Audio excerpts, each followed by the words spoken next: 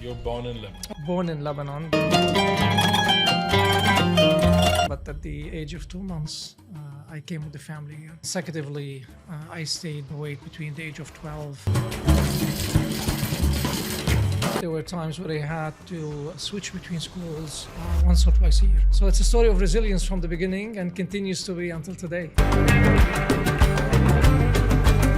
Just talk about what you're doing today. In January of 2023, I've really had the privilege and the opportunity to work with an amazing people and literally family in every sense of the word, particularly where I found early on that my values and their values really are alike. And we've been managing the business of Caribou.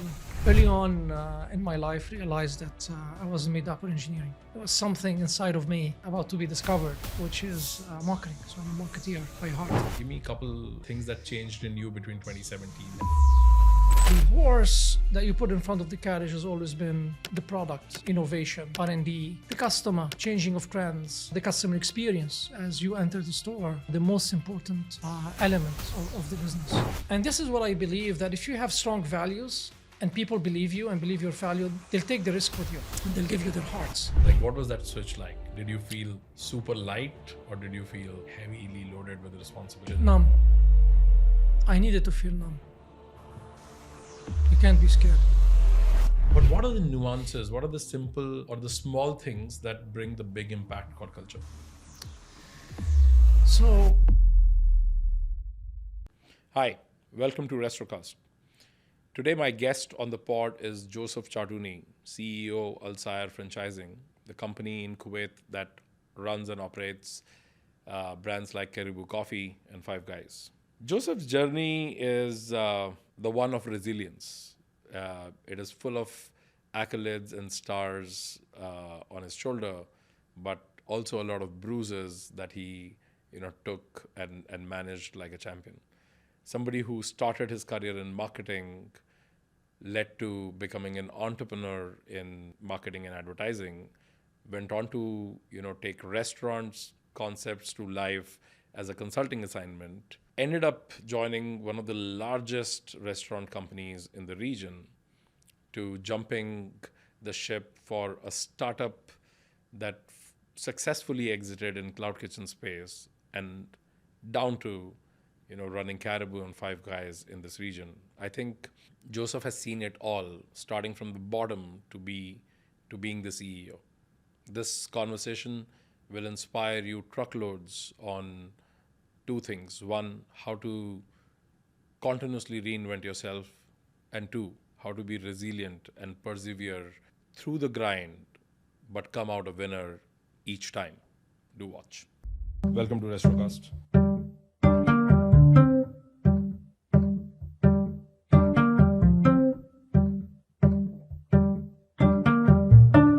So Joseph, welcome to Restrocast. thank you so much. Pleasure to be here. Thanks for inviting me. This is my second time officially in Kuwait, and I think the more and more I'm, learning about the market, looking at the market, coming here, I'm kind of, I feel like that I'm loving it. First time I came, honestly, I was like, okay, from flashy Dubai to, chilled out Kuwait, it looked very different. How's the market been for you? Kuwait has been amazing. Obviously, there's so much that Kuwait offers me beyond business, realizing that, my sisters, brothers, all were born here. My dad was here in 56 when Kuwait was just simply emerging. Still spent about 36 years before he left. And obviously, at the age of 2 months, I was here, and I stayed here until the age of 4, then almost every summer back and forth until the age of 12. When I moved because of the civil war in Lebanon to Kuwait. And so all of it is nostalgia for me. Kuwait But has you were changed born a lot. You were born in Lebanon. I was born in Lebanon. Those sisters and brothers were born in Kuwait. I was the only one actually born in Lebanon, but at the age of 2 months, I came with the family here. And then obviously, consecutively, I stayed in Kuwait between the age of 12 until the age of 15 in French school, so I'm French educated. I learned English at the age of 15 and a half. Having obviously born and stayed in Lebanon during the civil war, there were times where of, to be able not to skip school and not to lose any year of my schooling. There were times where I had to switch between schools once or twice a year. So it's a story of resilience from the beginning and continues to be until today. Yeah, that's true. I think people in Lebanon continue to. I think the environment is just Challenging. Yeah, challenging, and I think also makes them enterprising and resilient. At the same time of. Absolutely. And I feel that today, tell me maybe just talk about what you're doing today. So I've been since January of 2023. I've really had the privilege and the opportunity to work with an amazing people, and literally family in every sense of the world. Particularly, where I found early on that my values and their values really are alike. And we've been managing the business of Caribou, which is come November we're celebrating 20 years in Kuwait. Since 2017, we've been also operating Five Guys. So there's a big celebration coming up in November, and it's been really an amazing ride so far since 2003, managing the business and seeing the business really going through its mainly ups more than downs. There's a challenging year during the 2024, but we weathered it and we're back on an amazing, superbly growth path, reaching 100 stores. Congratulations. And thank you so much. And we're looking for the next 100 now. Now it can be Caribou, another 100, can be more brands. So hopefully our portfolio continue to grow. Fantastic. So, going back to your story on your early years, tell me about, of course you switched schools and switched locations. Yeah. But what were the cementing years like? What did you graduate in? And tell me about your early education. So obviously I went to French schools all my life. Like I said, at the age of 15 and a half, since Dad had an engineering company here, Kuwait was building cities way before Dubai did, right? And he was one of the top 3 companies actually building cities. And the plan that I would go to the States, learn to be an engineer, come back, and my brother and I come back and take over his company. 87 heart attack, some other issues that he was facing as well, forced him to close the company and go back to Kuwait. While I stayed in the US for a total of 12 years and a half. Like I said, I was sent to be an engineer. Early on in my life, realized that I wasn't made up for engineering. There was something inside of me about to be discovered, which is marketing. So I'm a marketeer by heart. And I stumbled into marketing, despite that I was doing well in accounting courses, finance, and general management undergrad. I found myself really in the in marketing in general. But did you realize that in the grad school? I realized that to last year. So even marketing at the time was not as advanced as it is today, right? People were still unfolding what marketing is all about. Yep. There's a lot of aspects of marketing courses being taught today that weren't even in the curriculum back then. Sure. So discovered marketing, and I actually came. This is an interesting story. So when I finished general management, then I did minor in finance, and I went to apply for a job. Forgive me, I repeat again. So when I finished general management, I applied for a job, and then the CEO of that company told me, "Well, general management is very general. You need to tell me how you're going to make money." Then I went and I took finance, right? Then he said, "Okay, we're very good. You know how to manage, and you know how to manage money, but do you know how to create products? What are you going to sell?" So this is when I then started to think about marketing, and he said, "Marketing could be an opportunity for you if you just go find out what it is." So and this is exactly what I do today. So all the studies that I've done early on in my career, be it general management, operations, finance, KPIs, and counting the money, making sure you have a healthy P&L, sustainable business, cash flow management, etc. But the horse that you put in front of the carriage has always been the product, innovation, R&D, the customer, changing of trends, leveraging technology to improve efficiencies because that pours into the service, which is marketing as well. The customer experience as you enter the store. What kind of brand are you entering? What kind of experience that sets you apart from everybody else? Starting with the look and feel, product display, but also the staff, the people, which predominantly in that line of business, I believe, are the most important element of the business. Early on during training, when I walk the office every single morning and I go to our what I call mini training center or mini university in the office, and I meet 8 a.m., 8:30, you'll find new joiners who are undergoing training. And I always ask them this, different batches come in and out, and I always ask them the same questions. What business are you in? Obviously, given their experience, everybody tells you to make a great cup of coffee. And I tell them there's a lot more than making great coffee. Coffee is an enabler. But there's so much more to the person who's drinking the coffee. It's about his life. What time of the day? Why is he there? Is he just for the coffee, or is he there for the per cup? So that's the functional benefit. Is he there for a half-day break between 11 to 12? Is he there for the afternoon because he's hungry? Or is he for the late afternoon? It's for the social reason. Or is he there simply because you want to get away from everybody and just to be alone and think and reflect? You got to read the customers, and the best way to welcome someone is not just hello, sir, but to say hello with a name. That will immediately set you apart from everybody else. So there's so much more to coffee than just the coffee itself. It's an enabler. But the real benefit, what a customer really take out from the total experience, walking in and walking out, what value have you added? And I call it the life benefit. What kind of life benefit you added beyond the taste?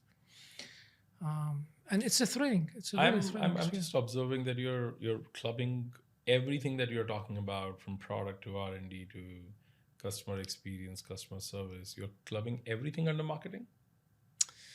Did you just say that? I would I would say I club it in the customer journey more than just marketing. Some people think marketing is limited only to advertising and communication. It's a very important component, but it's not the only component.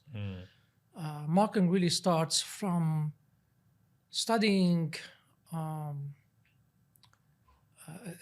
the product. What does it have to offer? Then you study the customer. What is the need? And how do you marry both? And then you communicate it under what we call a big idea that connects the product to the customer in a very unique way and honorable way. Fulfillment is critical. Operation sets in to fulfill the brand promise day in and day out. Hence the importance of SOPs, standard operating procedures come into play. Training come into play. Quality assurance and food safety is superbly important that people don't talk much about. One mistake is too many. Without naming, brands, but obviously Kuwait, like any other market, has faced those situations with other brands where there were some, poisoning or whatnot, and stores being closed. That's detrimental, to the brand reputation and the brand trust. I remember there was this infamous case in Saudi, a burger chain. They found, salmonella infected patty batch. And a lot of people got hospitalized that day in Saudi, in Riyadh.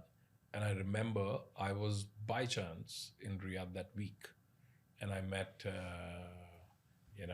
Sheriff of Olan Burger King. Olayan, of course. And I asked Sheriff, so how's business? I did not know about the news. Yeah, Sheriff, so I said, so what's up? He said, oh, you know what happened. I said, no, I don't know. He said, well, this brand, their entire batch of patty was infected and a lot of people got hospitalized.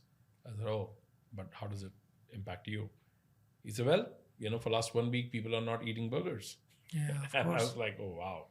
Yeah, so I'm sure, Yeah. There's this entire industry gets impacted when, somebody screws up. You remind me of a situation in Egypt. So obviously before Al-Sayr Group and Sayr Franchising, I worked for Americana. I was in charge of total of 11 brands and 9 markets. This is another resilient story we can talk about. It's somebody who's completely from marketing and all of a sudden overnight he jumps into operations. But really, what happened that day is I went on a market visit, and without naming the particular brand, obviously preserving the reputation of those brands, is with my own restaurants I caught a salmonella, and then obviously this had taught me a big lesson. Had it what you call taste of your own medicine, of what it means to really hone in on the central kitchen and the importance of the food transportation, because you can't necessarily, with food, you don't know where the virus came from. Could Correct. be central kitchen, could be in transportation, could be in the retail once you place it there, could be in handling, who knows, customer touching it. So there's so much details in our business. So those who love attention to details, they would love our business, and particularly who has the stamina and realize the importance of taking something from outside and putting it inside. Outside, where outside from, the farm, outside the kitchens, the food, and put it inside people's stomachs. So you have a huge responsibility to make sure we deliver the best every day. So when did you said your CEO asked you to look at marketing. What were you doing then? Like, what exactly was the job? Where were you working? So, if just elevator speech on my resume, as life resume. So I started as a marketer, and coming back to the Middle East after 12 years in the US, 12 and a half years, landed on a really quite an interesting opportunity working for one of the global advertising agency called Lebanon. And there I learned the fundamentals of marketing and communication. Again, I was fortunate to handle Procter & Gamble accounts. So I was actually spending more time as a consultant. So Leo Burnett in here or? Leo Burnett, Middle East. Middle East, but where were you placed? I was placed in Jeddah at the beginning, then came to Dubai after that. Okay. So started my career on P&G, where I learned the science of marketing and communication, then moved on working on other retail brands. So by the way, that back then I was called the Tide Man, because for so many years I was managing a lot of Tide and a lot of women product, which led me into the chocolate. From there, we worked on the Mars business, Galaxy, which is majority of the customers of Galaxy are actually women. And then from there, I worked on Nestle product, moving from Leo Burnett to another company called McCann. And I did Nestle, which was Nescafe, a completely different type of coffee, but it's still coffee. And then, surprisingly, I was also commissioned a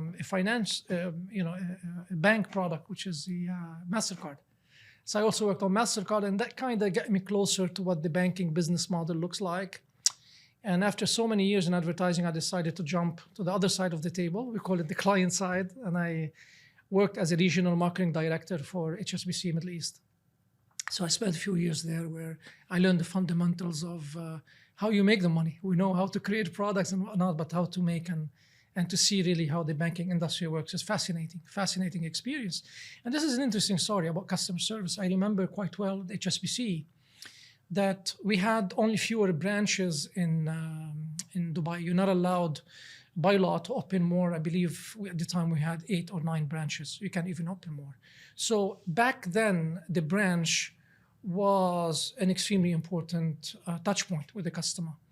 So, and we wanted to improve the investment products and to improve, the customer experience as they enter the branch, because that's where most of the sales were happening way before the app and the digital world really came to life and started to kind of use this as an efficient and effective channel.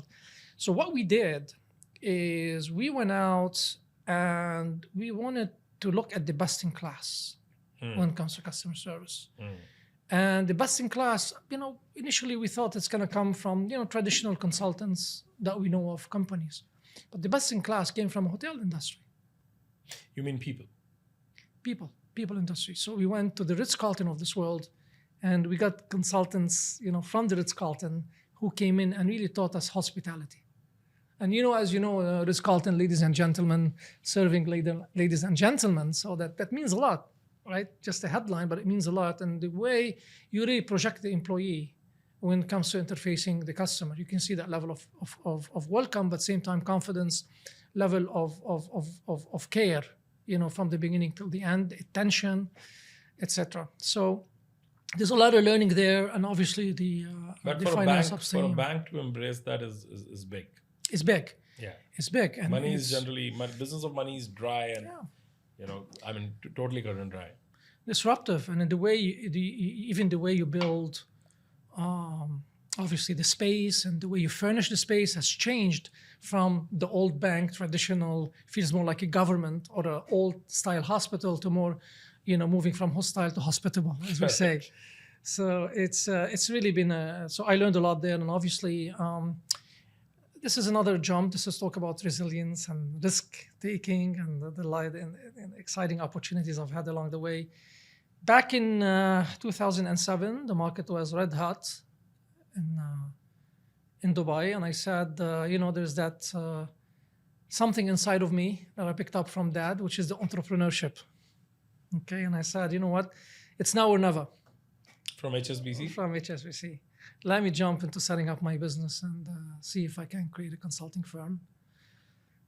Obviously, there was many insights in the industry that allowed me or led me to create an agency, and I called it Integrity. And there was a reason why Integrity Marketing was born, because there's so little of it in the industry at the time.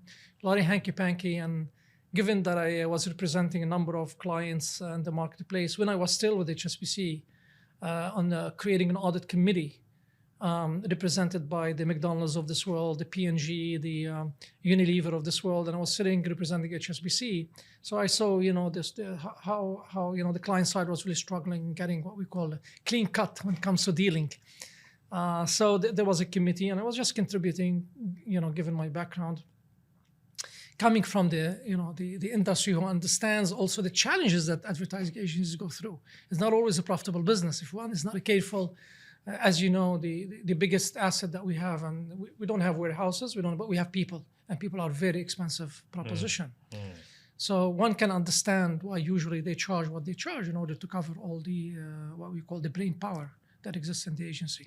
So we wanted to make sure there's a field dealing, we wanted to make sure there's transparency, we wanted to make sure that there is there's a structure to how things are audited, counted, and whatnot. So to that end, I was influenced by that, created Integrity, and so that was back in 2007. Real estate market was red hot, and somehow demand kind of led me to doing real estate. And it was the first time I do real estate marketing. But when you're an entrepreneur, you always want to find your way. So I've given myself 8-9 months. Month number 6, I got my big break. The smallest company in Dubai has one huge real estate project. At the time, it was Miraz Development, which is His Highness' own company, from what I recall. But it was completely different Miraz than what it is now. It was a massive, unheard of, unthought of, unseen, I would say, type of projects that Dubai was about to launch just before the crash in 2008. Correct. So sleepless nights, working with Chicago architects coming from overseas. I think to 2007 Dubai. was a time when Dubai was kind of making a lot of noise. Burj Al Arab had come to life. Correct. Just Burj before. Khalifa was under construction, announced.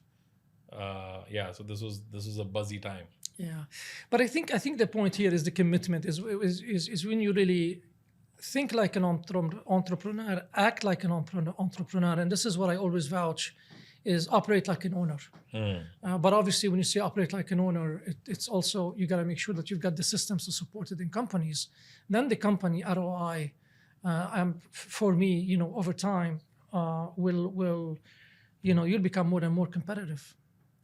So when it comes to the culture, and something we can talk about, it's something we're working on as we speak, trying to reset and relaunch in the company. It's been really thrilling. I would very much say learning. So we're talking about business, marketing, operation, but when we talk about the business of a human being, that's a completely, new learning path that's been. So I'll take you back to Miraz. You got your first big break with Miraz. Big break with Miraz as a client. So I competed against an Italian company, one of the very conglomerate names, and I won it. I was the smallest company in Dubai, winning up against one of the biggest companies. And my company is called Integrity, so it's all clean business. The question is why, and simply because we were hungry, we were knowledgeable, skilled, but we were also very close to solving the problem. While everybody's sitting in Italy far away, giving their thoughts, we were very close, just My office was in Fairmont, and there was a company called a building called One Dubai, just a few minutes down my office, where I can walk and sit with the architects, not even with the marketeer, because I needed to understand the product, the city. We were not actually positioning at the start. We're not positioning a building or a tower. We were positioning a city. So city branding became really, a science that we had to learn in no time in order to come in and be able to strategically plan to how to launch a city. And we did. We got our big break. And like everybody, starting a business, 6 months, you're seeing the money started to roll. There's no contract that I would send at the time that comes back to negotiate the money. They were negotiating the time, how fast you can do it. It's not how much you're going to charge us, but how fast. Sleepless nights, and we were delivering. Obviously, there's a lot of creative ways of how we approach the business as entrepreneurs. We were not working in sequential way. We were working like warriors, and different armies focusing on different elements. Then we come back. Were you the sole founder? Come again? Were you? I was a sole founder, so this puts a lot of pressure. But I was very generous sole founder. A lot of people did extremely well working with me. So I treated them, though they're not on paper, as partners, but from reward and remuneration, I treated them like partners, and therefore they delivered. So we did extremely well until the rest of the world got hit in 2008. And obviously, because we had done so well, I was able to survive the next 10 years, where as an entrepreneur, you needed to rethink your portfolio of services. I'm so extremely privileged to have been accepted to work with prominent government entities in Dubai, starting from the Chamber of Commerce. We worked on the loyalty program, Prime Minister's office, extremely privileged. I always usually joke, I said, I'm Lebanese, it will take me a million years before I can step into the doors of my Prime Minister office in Lebanon, what I was able in Dubai to do it just across the road in fewer months. I think that's true. The magic of Dubai, I have to say. Yeah. And there was obviously the other government institutions, what we call the Competitiveness Council of Dubai is, how can you contribute to positioning Dubai as a great country to invest in and to attract foreign direct investments. It's called Competitive Council? Competitiveness Council at the time, indeed. Wow. United Arab Emirates Competitiveness. It's a UAE, not a Dubai entity. It's a United Arab Emirates Competitiveness Council. I met some amazing people, and they remain my friends until today. So I'm privileged in that way. Well, my wife was born in Dubai as well, so I also was introduced through my wife, and my wife's dad also is one of the very early engineers who set up Emirates Airline as well. So he had spent 17 years before that with Middle East Airline. So we have equity in Dubai. So while I was born, or almost was born, and my family was born in Kuwait, I had left Kuwait 13 years, and when I came back to Dubai, and I spent 20 years in Dubai. Sorry, forgive me. The first step was Saudi Arabia, Procter & Gamble. Then with Lebanon Group, I came to Dubai, and I had spent 20 years in Dubai, working for companies and obviously setting up my own business. How long did you run Integrity? 10 years. 10 years? It was 10 years, From right. 2007 to 17? 17. Oh, wow. And this is when I switched to Americana. I'll tell you why. Yeah, but tell me those 10 years, because Joseph, I can tell you that running your own business changes you. It changes you as a person. It challenges every part of your being in more ways than one. People from outside, when they look at entrepreneurs, they only look at money as the final output or as the initial input, But in reality, it's funny at times. Startup entrepreneurs will come to me and they'll ask me, "Hey, I'm starting up. What advice do you have for me? I've raised a couple $1 million already, and in tech, this is quite big. Yeah, I mean, it's quite common for a lot of people in tech to just come and bag like a few $1 million. It's not easy, but it's common. So I generally tell them that, I don't have any advice for you. You will figure your path. I mean, everybody does. There's no big deal. But because you mentioned money, I should tell you that the biggest ingredient or thing that you need is stress management. Indeed. You need nerves of steel, and you just need to be a great stress manager. If you can be a good stress manager, first for yourself, second, for people who you work with, And you live third, with. probably, for your customers. Yeah. If you can just take everybody's stress at any given point in time and just manage it nicely, you don't need coding, you don't need to know how to build a product, you don't need to know anything. Just figure how to manage everybody's stress and you'll be fine. And some of them will look at me quizzically and I'm like, don't worry, I'm not expecting you to understand what I'm saying right now. Just keep this with you. It will percolate down. It will percolate drop by drop, and you will realize what I'm saying, on the way, because biggest killer is that, and it also changes you. So those 10 years, one, how was that journey in terms of that of course, you were working with great clientele, but why 10 years and why did it end? And where were you in it? Like, what was the size of, if you can just take me through that journey.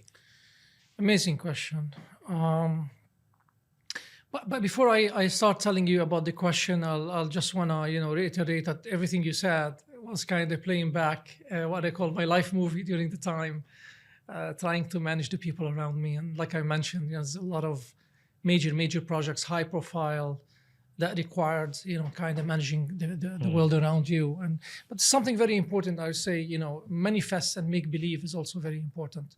You have to create your own motivational, and despite all what could happen or has happened during the 10 years, there were times I would always say that I would go to sleep thinking this is the end of it. Then I wake up in the morning and a new opportunity comes in that opens a new path, a new door, a new hope.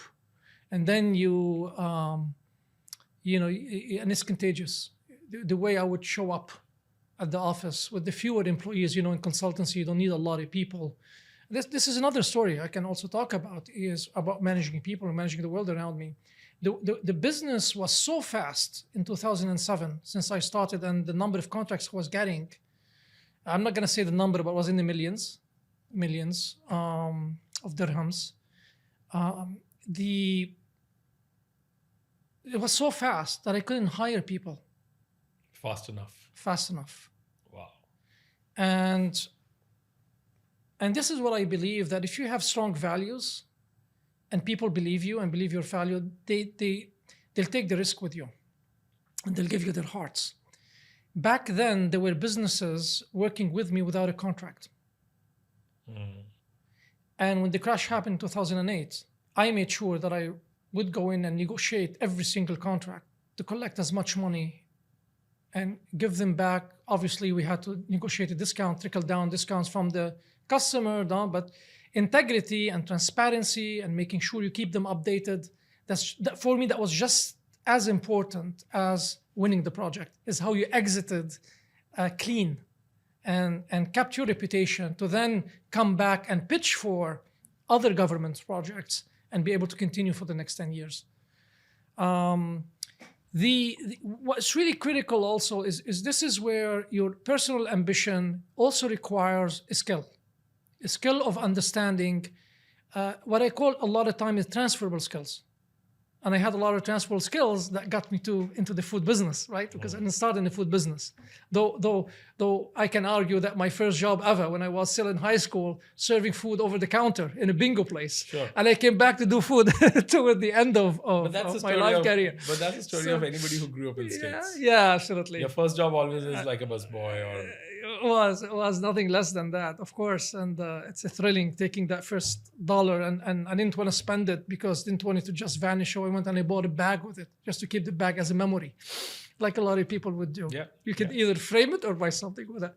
So coming back to the 10 years experience, there were definitely ups and downs. There were times where we win contracts. Then there were times where, unfortunately, you would win a contract and you would lose a contract, despite that you've been told you won it and you don't understand why. Right? Yeah. There could be an integrity game in it, issues, question. Doesn't matter. That's life. That's how life was. So, so what you needed is a transferable skills, which means you needed to understand, and this is something as a marketeer, will always stay with me until the day I die. Even when I think operation today, always there is a presence of the marketing in me, and everybody knows this in the office, right? So when I wanted to manage a portfolio, so when I needed to recreate or reset the business after the downturn of the 2008 crash, you needed to rethink of what would the portfolio look like, what kind of industries, right? The low-hanging fruit would have been retail because pre-NG and whatnot, but there weren't too many retails out there. Working with a government entity, at least the proximity-wise, you were closer to other government offices. There were skills that you know about, but you don't know how to fulfill. What kind of talent you can bring in, like loyalty program and Chamber of Commerce. That's not just any loyalty program. That's about cities competing, right? And membership competing between one city and another, or one city with other countries. So, and that's nothing I have ever done in my career. But when you're an entrepreneur, there's always that level of invention and daring to try because you have no other choice, right? And how you bring people together as a tribe in order to fulfill an objective or a project after you commit to, is really thrilling, fascinating. We did that in the belief that we can. And I believe that when you manifest success, it comes to you.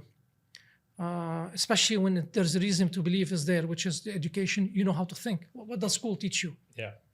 School teach you how to think. I don't think it's any less. When you leave school, you're still at 0 degree experience, but it teaches you how to think. Same thing when you do the business. You bring those transferable experiences that they taught you how to think, find the problem, overcome it, go out. So from there, we started from real estate, went to government.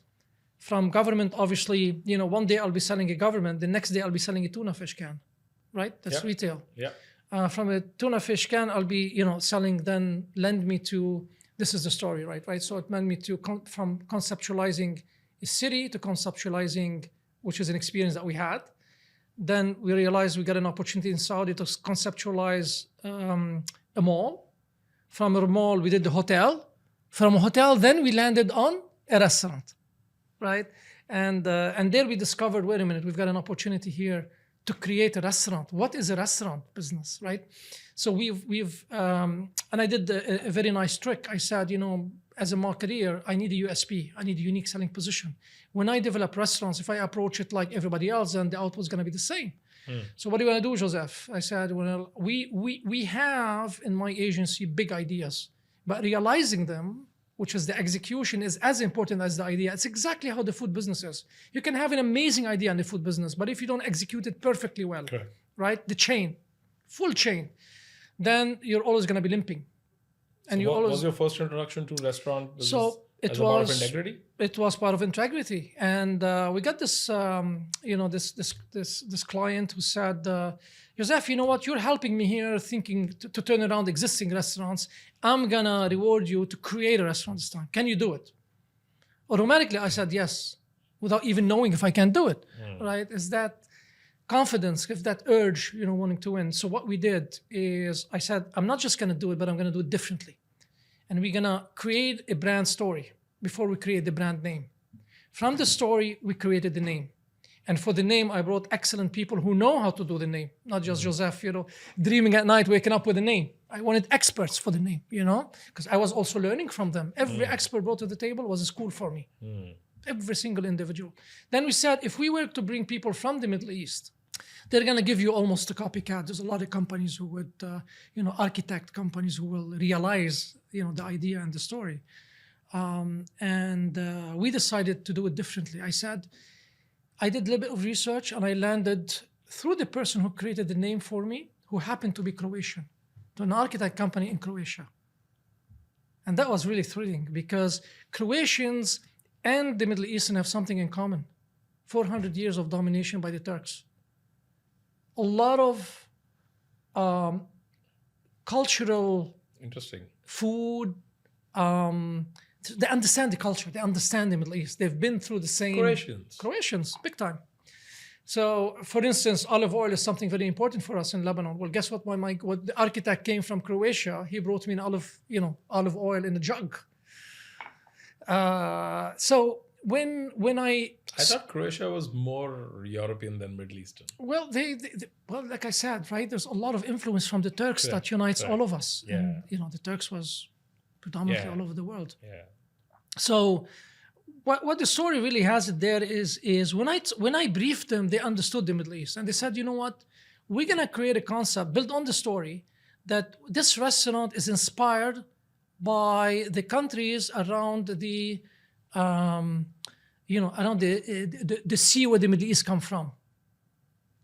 We call it Bahr al-Mutawassit, which is the sea in the middle. You've got Lebanon, you've got Syria, you've got, by the way, France on the opposite side, you've got Greece, you've got Turkey, so all the countries are, so Italy.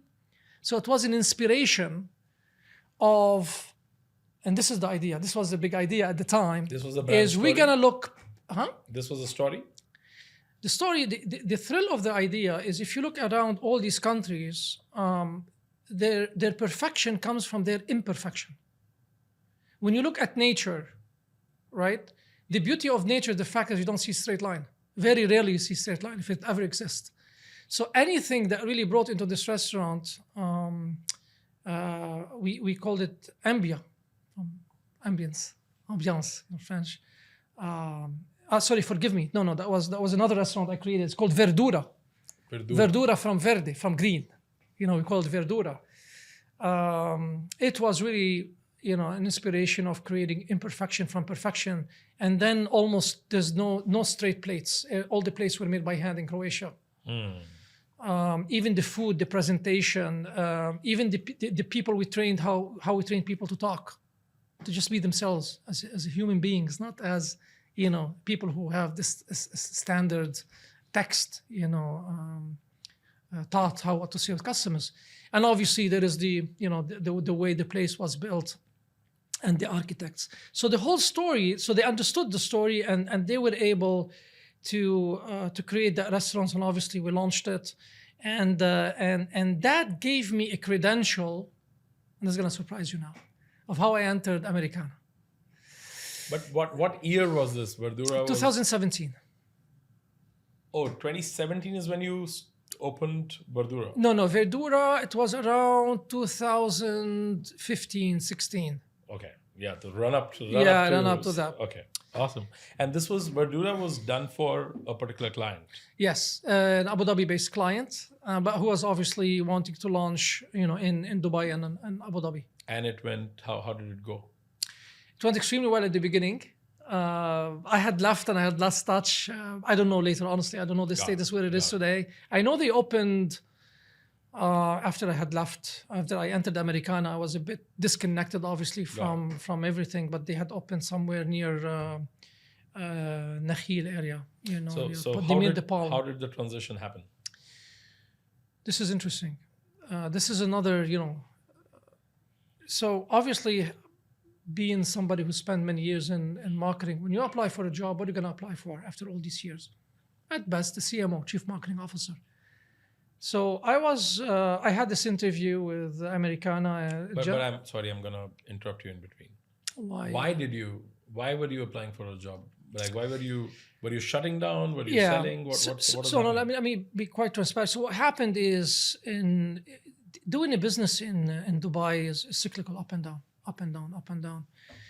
I literally had more receivables on paper than I actually had in cash in my pocket. So it was a cash flow situation, and I couldn't collect.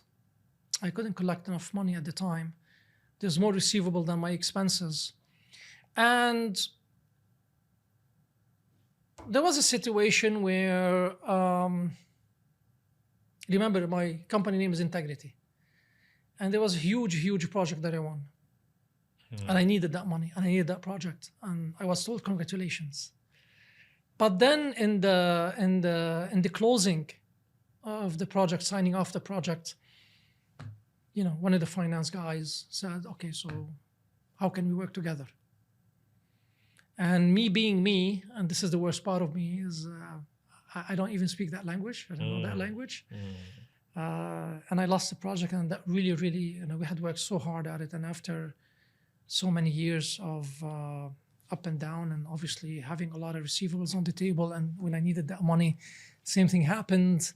I said, you know what, I've had enough. I'm tired now. I was extremely demotivated. And obviously there's a family, there's kids, there's, college, there's a lot of people grow and their expenses grows with them. And Dubai is not a cheap country, to live in. But I think fundamentally I was a little bit disappointed. But what I didn't understand is, listen, this is life. This is reality. It can happen. Just like you have the clean, the perfect, you have the unclean and the imperfect. So I just, I was just tired and I just wanted to but I did something very, very, very good is I let go with few people, and those who I really felt I owe it to them for their loyalty, I made sure that I found everybody a job before Beautiful. I closed the company. And that something caught the attention of my interviewee, the person who was interviewing me at the time, because he knew I was closing my company. And obviously he wanted to know what I do, and they needed somebody with my skill. They needed somebody who doesn't. So Americana is a huge, powerful company. It's probably the best operators you can think of that I personally have ever met. They're managing a huge conglomerate volume of business across so many geographies. And they continue to. They continue to, strong. Absolutely. Yeah. And when I was interviewed by a gentleman called Joseph, and he's, I think, spent 24 years with McDonald's, president, Middle East, EMEA, you name it. And because he comes from McDonald's, he understood marketing. He understood who I am and what I'm made of. And he was able to read through the line for somebody sitting on the opposite table thinking he's applying for CMO. And when I finished the interview, he told me, well, Joseph, we don't have a CMO. It was recently taken. I'm wasting my time here. But I have something else for you. I said, yeah. So what else? What are you thinking of? He said, are you ready to be, an operations manager or GM for a number of businesses? And in my mind, I know Americana has one brand. Little I knew that there is a group of brands called Growth Brands, which made up of 11 brands, 9 markets at the time, which expanded, all the GCC, Lebanon, Jordan, including Iran, and obviously Egypt and Kuwait and the Gulf. And I just looked at him. I said, is he mad? Is he out of his mind? Talking to myself, of course, they tell you that. I looked at him and said, what is he talking about? I'm not an operation guy. But what did he say? He didn't say operations man. He said GM. Yeah. You want to manage a GM. He said, well, listen, but before we get there, let's continue to do a few interviews. Let me go out and see some of the restaurants you built. He went and visited those restaurants on his own to know that I'm not just bullshitting, right? So sorry for the word, but to make sure that I'm real. And after a few interviews, he realized that I've got a brain who knows how to manage portfolio of businesses, not just one business. Because tendency of operators, one brand, one methodology, push the button, tuck. Consistency is king, obviously. But to be able to manage portfolio of brands and to decide what to focus on, and then be able to build success on success is not easy. And you didn't need to think just like an operator. You had to think like an entrepreneur, and you had to be a really good leader that make very quickly people believe in you, realizing all of them know I don't come from operations. But you say something that make them believe, this is the guy who's gonna show us where North Star is. No, I think while in your head you might be thinking that you're a marketer, but running your own business for 10 years makes you almost a jack of all trades, and a natural operator. A lot of people who call themselves operators, who are trained in operations, they call themselves operator correctly, but I think ownership teaches you something, very different. Very true. So you live it yourself. I think somebody just saw that. I mean, he's a wise man. He's a wise man, and he took a chance on me, and I think probably took a chance on me also not knowing what's not just his eyes, but everybody's eyes. Who's this guy? What has he done? Why is he here? And I say 2017, we stopped the decline. So I came in July. End of 2017, we stopped the decline. 2018 was a turnaround, and I'll tell you how just in a minute. And then 2019 was all-time high sales, reaching up to the pandemic, up to the when COVID hit. But obviously it required to understand, if you want to call your chips, how do you call your chips? And at the time I had a brand called Krispy Kreme. Krispy Kreme represented 50% of the market, but more so, you also had Saudi Arabia, which represented also another 50% of total portfolio. If you can't break it there, if you cannot make it there, you're not going to make it anywhere. So what you needed to do is focus. And that's something I learned from Americana's operators, is if you want to get something out of something, you got to focus. So, open that up for me, like a little. What do you mean? So you have a portfolio and you have a pot of money. Where do you spend it? You spend How do you allocate? You got to look at the portfolio, realize obviously what's the biggest contributor, top line, bottom line. And then whatever investment you want to make, you have to make sure that you place all your effort in turning around what I call the vertebra of a portfolio. So whenever I build a portfolio, I have to see the vertebra that own it like a tree. Right? Then I need to build success on it. So we focused on that. I think what also helped is Krispy Kreme was not just about the donut. It's also about the story. So there again, the marketing acumen and the communication and how I decided to focus the budget, it went on simultaneously. Upgrading the operation, and not being an operator needed to bring the best of the operators, veterans, 30 years plus. I take pride. I always tease them. I came in, you taught me the business, and I'm now challenging you on what you taught me. So I was always curious. So when you're an entrepreneur, also you have to be curious. So I brought the operators. They were amazing operators, and then we cleaned up. The business needed some cleanup. Then we moved to stage 2, which is optimization. And in parallel, while building the operation, improving the quality of the stores, the location of the stores, the service of the stores, the supply chain of the stores, a lot of work.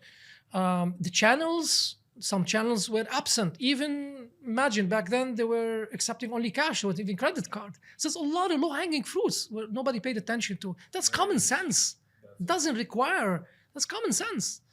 I'm just wondering, like a brand like Americana, or rather a company like Americana, which runs such a large portfolio and has some of the fantastic operators, seasoned people in one or the other part of the business, the smaller parts of the business or some other parts of the business, are you saying that were still shadowed or completely blindsided? Good question. Remember when this happened? It happened around 2016-17. The business was bought out in end of 2016. So it was a time when Americana also themselves, they were doing right. They were focusing on the big brother, which is KFC. Correct. And they were orphan brands. Krispy Kreme was just a small brand. Who's going to pay attention to a small brand? Also, the original Americana DNA was shifting. It was moving. Correct. Got it. Yeah. Correct. So when the business was bought out, obviously the focus on KFC, but they also realized that there's a lot of smaller brands and portfolio that can give you something but you need somebody to sit down and focus on it. This is where I came in. And like I said, while we were focused on Krispy Kreme, which is operations, we also were, building the brand story. We needed to understand the brand DNA. Krispy Kreme is about a happy day, what it means to have a happy day and a happy experience. How do you exploit that in the marketplace? How do you behave completely different than any other brand that Americana had? What I call the serious brands, You were anything but serious. We were unserious. Actually, if you tell me, the best experience I've had is when I visit the stores and I see kids. Santa Claus is in town. I was very generous, would give donuts left, right, and center, but the joy and the experience probably anchored into their brain and memory and their family's memory. So I remember the story one day. This is really, really mesmerizing. I love these stories. Never forget them. I walk into the store and I see a mom coming in to Krispy Kreme with 2 of her little baby kids. She's holding in her hand a Dunkin'. And she's in Krispy Kreme buying donuts. And I said, walked up and said, I'm curious, why are you holding a bag of Dunkin' Donuts and yet you're here in Krispy Kreme trying to buy our donuts? He said, because I believe the ingredients are healthier over here. And I wanted the kids, while they're so mesmerized by the look and feel of Dunkin' Donuts in terms of visual presentation, they're very colorful and exciting for the kids, is I wanted them to focus and get them used to the quality taste that I believe you have as parents, as a parent speaking. So we knew we were doing something right. And obviously this came after, upgrading the quality and the variety that we were offering and a lot of other stuff. So we built the business on Krispy Kreme. And obviously there were other businesses like Costa Coffee was doing extremely well. We just needed to maintain that. That's another core, is to maintain what is successful, right? And then Baskin Robbins needed some support to bring it back to its, historical heights here in Kuwait, where we were. Garadari brand, we were operating here. Yeah, we were sub-franchised to us at the time. Okay. And obviously Kuwait being a very profitable market for us really required a lot of attention, to the remaining of the brands. There's another homegrown brand called Chicken Tikka. Yeah. Absolutely. So, but I think the big question you have is somebody, from no operation comes in and overnight, from managing, probably the biggest project I had is maybe 35 people I was managing to deliver on a project. We got very high level, architects and whatnot. And then overnight to have 3,700 employees across so many geographies. That's another big call that this person has taken on me. I mean, he saw some leadership qualities that he said, you know what, we need that now. So, and obviously. How empowering was this for you? Very empowering. From being an entrepreneur for a decade, who was on one side, of course, showing up every day with ambition, but at the same time was getting, loaded with people, money, commitment, and all kinds of load. And now you transition back into a role where all those were not technically your direct pressures. You could just, go and perform. Like, what was that switch like? Did you feel super light, or did you feel, heavily loaded with responsibility? What was your first reaction? Numb. I needed to feel numb. You can't be scared. It's a responsibility. I felt the responsibility indeed, but I felt numb, and I wanted to feel numb. And more like I do now, and I'm extremely energized by people around me. I hate it when I'm in my office alone, needing to focus on a presentation. I love to be around people. I draw my power from the people around me. So when I landed on that opportunity, and it's nice to talk about it now, I had no clue. People will talk to me, and I just was, I was a good listener though. I gave them an ear to talk to. People needed to talk to. They were, during transformation, and such a huge transformation, obviously there was a lot of challenges, a lot of culture shock, a lot of left alone. There's a lot of more emotionally drained, capable people, right? They weren't looking at me to tell me, how do I need to do my job? They just needed somebody that can listen to them, more importantly, represent them. When they tell you the story, and you believe in it, that you have the guts to stand out and talk, show up and speak. And listen, my first meeting wasn't always the best meeting, right? Especially when they ask you about numbers. You had to know, from no experience, you sit and you're sharing sales performance. Obviously, I had my finance guy next to me, but they look at you as a GM reporting these numbers. You had to articulate these numbers. And you're talking about, again, I repeat, 11 brands, 9 markets. Some of the brands, 11, they were small orphan brands, small like, some baklava type of brand, sweet brand and whatnot. But they were still there. But they were still there. They still have people working in them. They still have their own P&L and whatnot. But I was, I think, I was given the chance. Obviously, I didn't do good in the first time, but with every other meeting, I was doing better and better. See, when you see somebody's not doing good, you forgive them. But when you see progress, you start to forgive them. There was a progress to the point where I had the guts one day, and I made that big mistake to challenge KFC. They were still struggling with KFC at the time. I said, well, if you do it differently, you'll get this result. Group CFO looked at me and he said, who the hell are you? You're minuscule here to tell us you're the KFC what you need to do, you know. And then the group the group CEO, really respect him. He said, well, we need to respect Joseph and let him speak his opinion, irrespective if it was right or wrong. That was really an important moment for me. And I had carried actually with my own thoughts, and I continued, and I had the other, you know, Yusuf at the time sitting next to me, and obviously I wasn't bullshitting, because before I said what I said, I had done my homework, but it was more of a theoretical rather than experiential or experience. From there on, we built, we turned it around, like I said, to an all-time high, and then you started building strong partnership and presence, not just within your company, but also with the partners, international partners, Krispy Kreme International, and those people, you know, they've grown up in the yums of this world before they took over, so you learn so much from them as well. So it was a learning trip. So in summary, I'll say I learned operations. Sorry, forgive me. I learned finance, because so good at finance when it comes to Americana. It's a finance-led company. So I learned finance in Americana.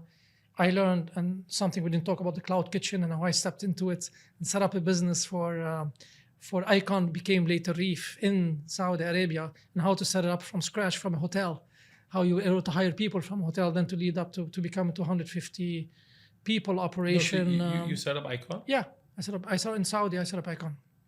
Post Americana? Post Americana. We'll talk about that, but Yeah. I have a follow-up question on Americana.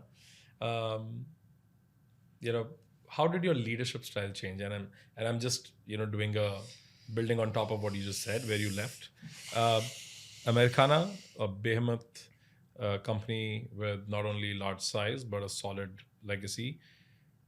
What I understand about Americana is that a ton of people are 10, 20, 30 years old in the company, veterans.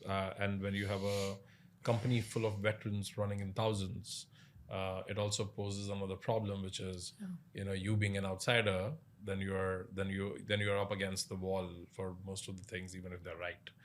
I'm sure that your leadership style also evolved. Give me a couple, you know, anecdotes or things that changed in you between 2017 and like in those 3 years. Amazing question. If you tell me if there is one thing that I believe I did right at the time that helped reshape focus to then stop the decline in 2017, is leadership, meaning.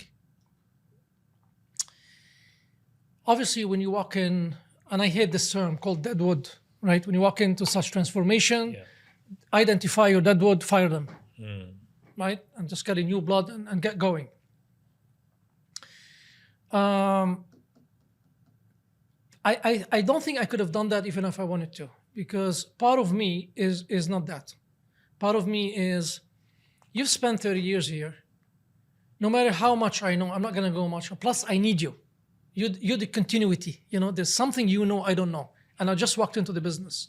So instead of firing people, I went around, obviously having coordinated with an old-timer HR person who knew the people and knew their background. I told them, identify for me winners. I want to go around the region immediately on a plane, fly to all these countries, all these brands, and start giving awards to people and thank them for their time that they've spent with the company. So in their mind, initially they thought, you know what, this guy is coming with a fire list. What they actually saw is extremely the opposite. It's somebody who is coming in there to listen, to first of all recognize, then to listen, right? Then to evolve with them, which meaning give everybody a decent chance, right? And I knew that time will filter out those who can join the new culture and those who can't. And a lot of people, believe it or not, while if I had fired them the first day, they would have hated me forever. But they didn't. Some of them that we had to let go with later, they didn't hate us because we've given them the time and they realize they don't want to be there. They have skill, they can find it, but they don't want to be part of the new journey, right? The mindset has changed, obviously, with the new Americana leadership and management. I'm also an embryo to that. I cannot just come in and open my own, completely my own show. Correct. I had to stay within the realm of that, but how you executed was, I think, more than a fair game.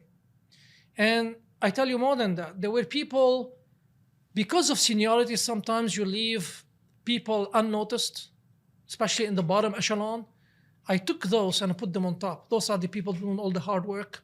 So I took them and I put them on top. So overnight, they became recognized. And with that comes appreciation. With that comes loyalty. With that comes, Egypt is a tough market.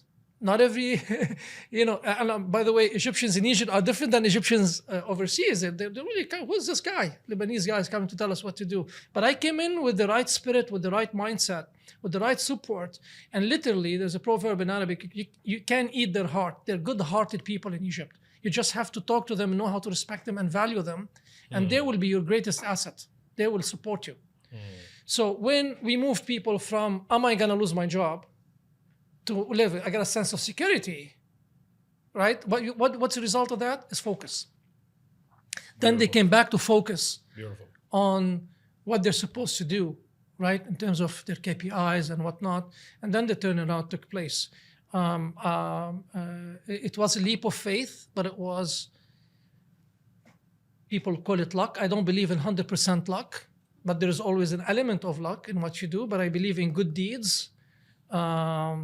And I believe, obviously, in them feeling that I'm doing my best to represent them in the best way possible in every single monthly board meeting where I had to stand in front of the group CFO and group CEO and present the performance of these individuals. So more or less, I would say, you can say somebody been praying for me, and I literally have to say that because I come from completely different industry overnight with so many thousands of people.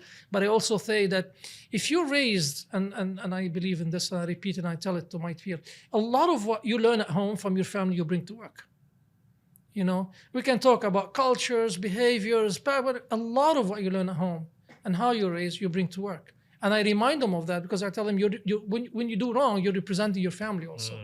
100%. So, and that will be a question that I'm gonna point again, because in all that you are telling me so far, I can see a lot of empathy at play. I can almost see that empathy is your second nature, or it comes naturally to you, because what you're telling me about taking over a portfolio that large in a company like Americana, you coming from managing let's say 35 people and getting 100x, only empathy could have led you to look at people as people, appreciate their experience before you fire them or before you school them. I think that's big. Where did you take me to your growing up years. We'll come to what happened post Americana, but take me to your growing up years. And where did empathy manifest in that? I think grandmother and father. So grandmother is somebody who lived until the age of 96. Dad, 94. I'm hoping I can live as long. But she lived the era of the Turkish Empire, ruling Lebanon. Obviously, the resilience and the fight she had to fight through the famine that the country went through. So we know all these stories. But more importantly is obviously I was still very young at the time. But when I started really to see my father in action, when I was here in Kuwait living with him, waking up 5 o'clock in the morning, despite that he was extremely well off at the time. I mean, this guy's got 2,000 employees building. This is not even talking about the Chinese army that he would bring from China to come to build the cities. So it's thousands of employees. He would wake up every single day at 5 a.m. and, extremely humble man. He would put himself in a car and he would drive through the campus in the morning before he goes to the office to manage so many engineers, extremely intelligent engineers. And Dad, he didn't finish elementary school. He learned English at the age of 50. Yet he was a leader in every sense of the word, that he would, I don't know how, but he literally didn't finish elementary school, but you can give him any number divided by any number, multiplied by any number, in no time, he will give you the answer. That actually, a lot of the engineers had to refer to him for the final decision. So he was decisive, right? And he always mixed he was, sorry, forgive me, he was a humankind person. He was a humankind person. He also, like me in many ways, is driven by the energy of people around him. And he's given as much as he was taking. And he's built loyal people all around. I can't even, no matter what I talk about and what I've achieved, and I've talked about all the good stuff. I've even talked to you about my failures, tons of them along the way. But he's somebody who came to Kuwait in the 50s, built a company without being an engineer, from nothing to building cities in Kuwait, building relationships, winning all these huge contracts. But same time, he was giving people, there's no embassy back then, there's no minister.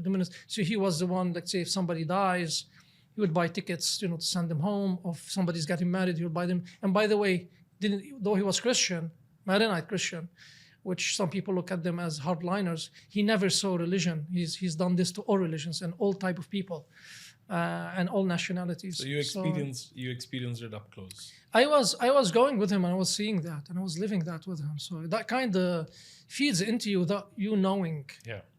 Subconsciously, Subconsciously, yeah. And he was so.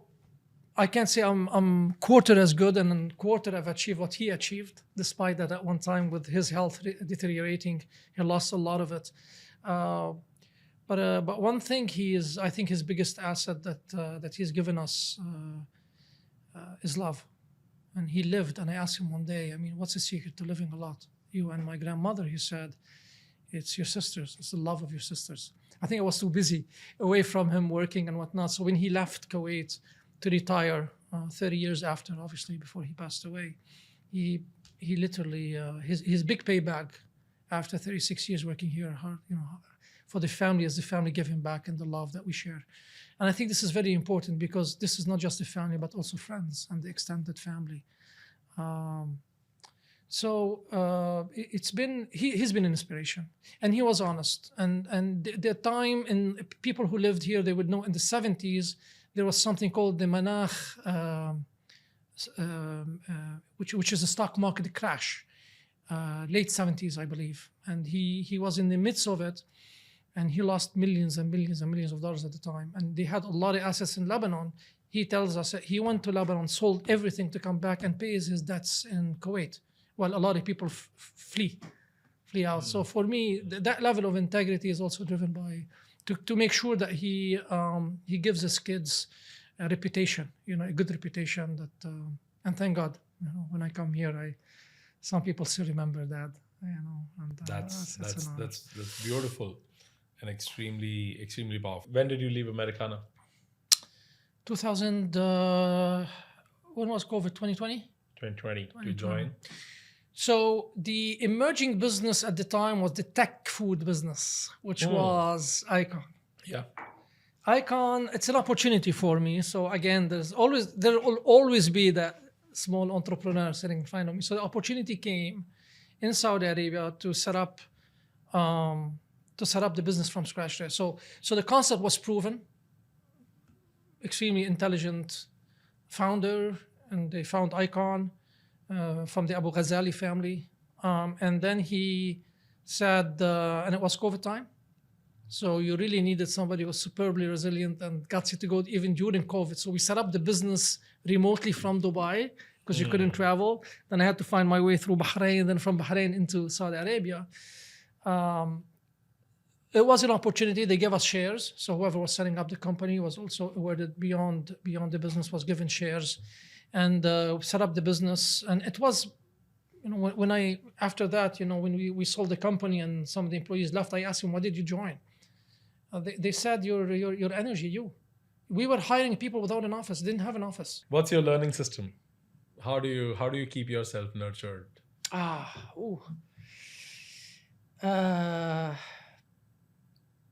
Like any leader, there's always beautiful questions. Like any leader, there's always somebody who inspires you along the way. I'm not a guy who has too many friends, by the way. Very selective.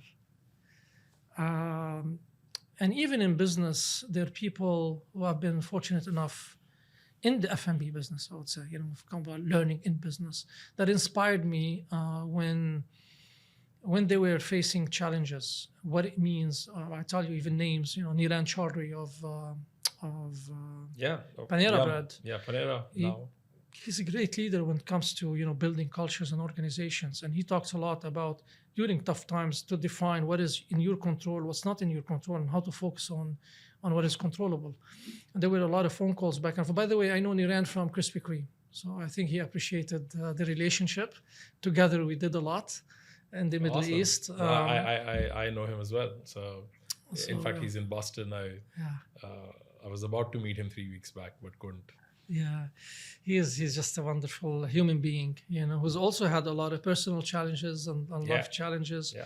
So he's an inspiration. There's the gentleman Yusuf that I mentioned. Until today, despite he hired me, he said, "You know what, Joseph? Even I left the business, you didn't let me down. You still turned around the business like I expected." So for him, he feels like he scored with me. But obviously, we kept a very healthy relationship, and it continues to be. You know what? I sometimes people inspire me from a distance. I don't even know them, but I follow them. Virgin mega stores. Their chairman and owner. I really inspires me about how he built his culture.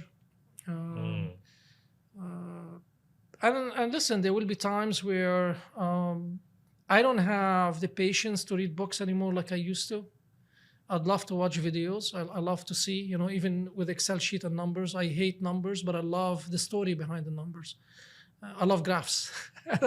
I always love to see stories. Same thing with training. I love audio visual. So I go to LinkedIn. There's a lot of very great courses on LinkedIn that has helped me kind of. Courses on LinkedIn? Courses on LinkedIn, yeah, training. Okay. Training is a great training. Yeah, you just pay a couple of bucks and get a lot of training about any topic you can think of in business. Very interesting. Quite inspiring training. Particularly during COVID time, I did a lot of them, especially when I was setting up the business, for the first time in F&B in Jeddah. I also were great inspiration that I learned about. And when you say you watch videos, like anything specific that you're watching right now, or are there any specific courses or videos that you follow?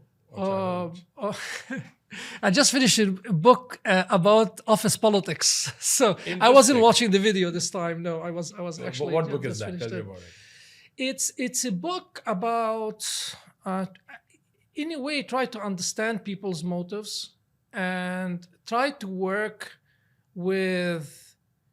identify the people that you can fix things with, but when you can't fix, to call the shots. It's very important. And also it shares with you the dynamic and the challenges of managing upward. I've all along been managing downward or crossways, but to manage upward has been a school by itself for me. But I also had advisors. So even within the board, I have people that I trust a lot and I look up to, extremely sharp, smart individuals who's been in emotional support, realizing that what they're giving me, despite in business is not as conglomerate of a business as what they have, but they realize the detail that goes into our business that is as challenging. But more importantly, they realize the potential. And they're doing everything in their power as individuals, as family, as you name it, is for us to realize our potential organization and as individuals. So training, for instance, is something extremely important for us as KPI, and we count a number and average hours of training per employee. I'm telling you, there is a level of dedication. I'm not, maybe talking too much about, obviously with the board, there's a lot of challenges, but the fundamentals are there. The trust is there, the human values, the decency is there, but also they cough up the investment and the support when it comes to spending money in order to develop yourself as individuals. Training is extremely important. So we talk about culture and training. So culture and training, that's all about people. Yeah. You do a great job. You have happy people. Well, guess what's going to happen in the food business? You're going to have a happy customer. Yeah. Right? It's a straight line. But what's the book? What's the book called?